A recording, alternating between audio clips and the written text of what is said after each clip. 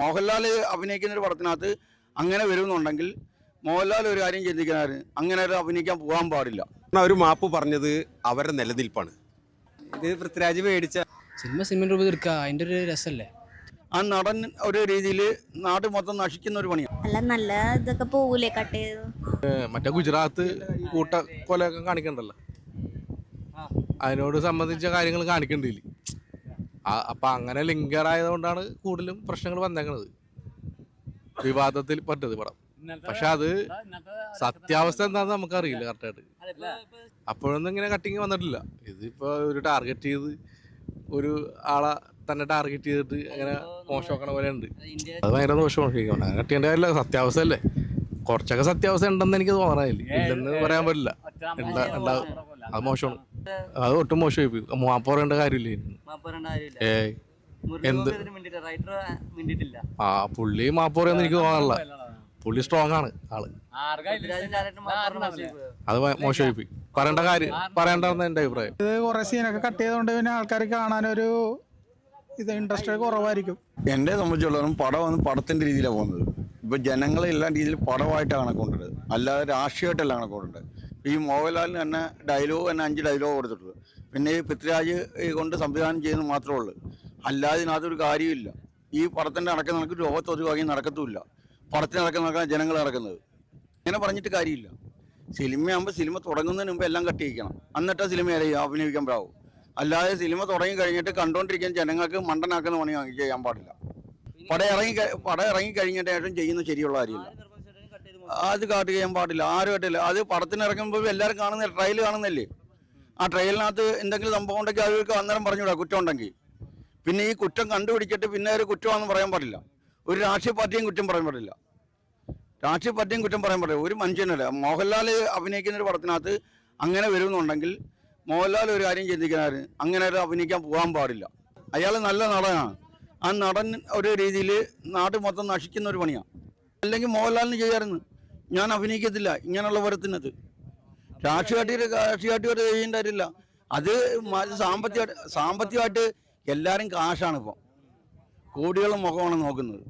പറഞ്ഞാൽ ഈ കേരള എന്താണ് മറ്റൊരു പടം വന്നില്ല, എന്താണ് കേരള ആ സംഗതി പിന്നെ ഫുള്ളൊരു വർഗീയമായിട്ടല്ലേ വന്നത്.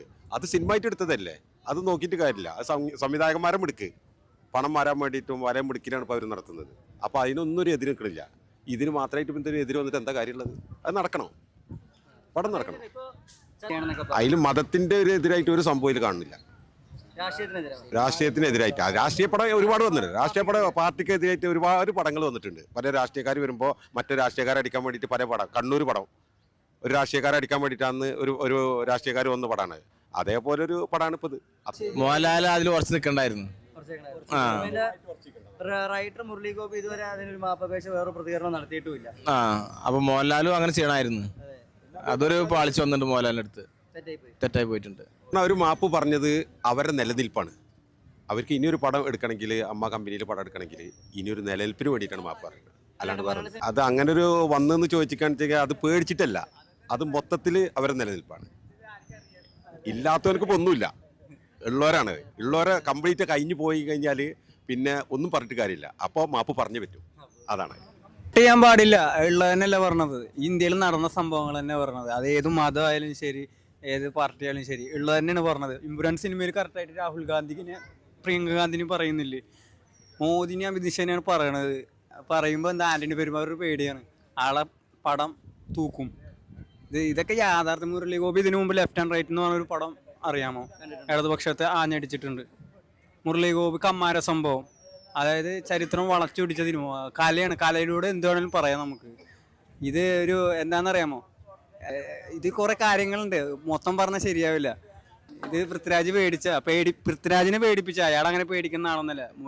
ഞാൻ പറയണെങ്കിൽ OTT ഇത് കംപ്ലീറ്റ് വരണം. ഇതല്ലേ ഇതിനപ്പുറമുള്ള സാധനങ്ങൾ വരണം, ഇഷ്ടം പോലെ. ഇതൊക്കെ എന്താ പറയാ, ഇത് ആരെന്ത് തുറന്നു പറഞ്ഞാലും അവരെ പിടിച്ച് ഒന്നല്ലെങ്കിൽ തീവ്രവാദിയാക്കും. പ്രത്യേകിച്ച് തീവ്രവാദിയാണെന്ന് ഇതില്ല, അങ്ങനെ ഒരു ഇതാണ്.